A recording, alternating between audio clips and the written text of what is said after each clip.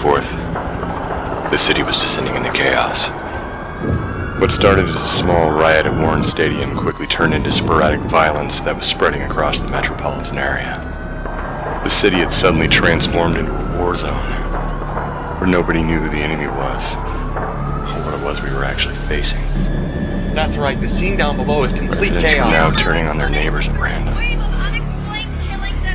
With homicidal aggression that seemingly manifested overnight, and only multiplied with every attack.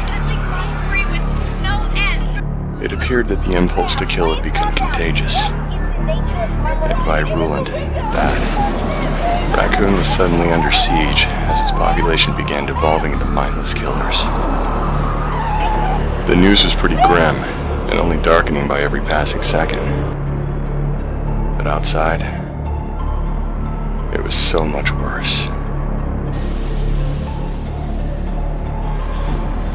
RPD dispatch, this is 153.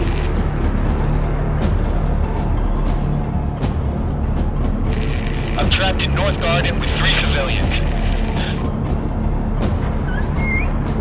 West side, cafeteria, back of the kitchen. One of us is injured and immobilized. Please advise.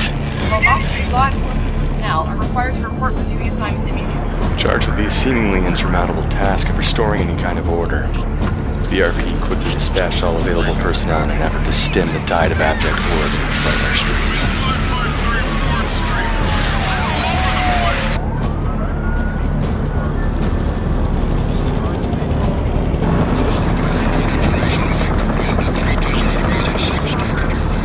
This area will be closed off soon. Standard operating procedure clearly wasn't a model of success here. If you do not leave the area in time, we cannot guarantee your safety. We were trained to conduct investigations and make arrests, not suddenly go toe-to-toe with nearly an entire city devolving into a cannibal holocaust.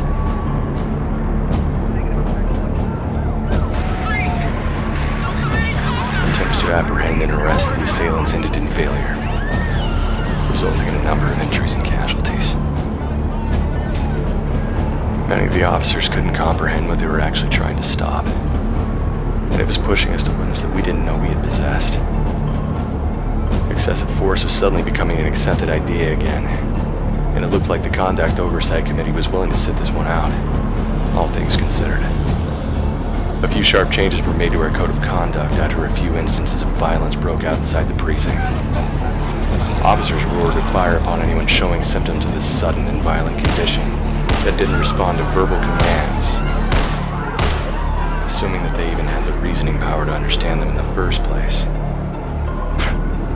The ACLU would have nailed us to the goddamn wall. That is, if they, or the rest of the country, had any idea what was happening in Raccoon City.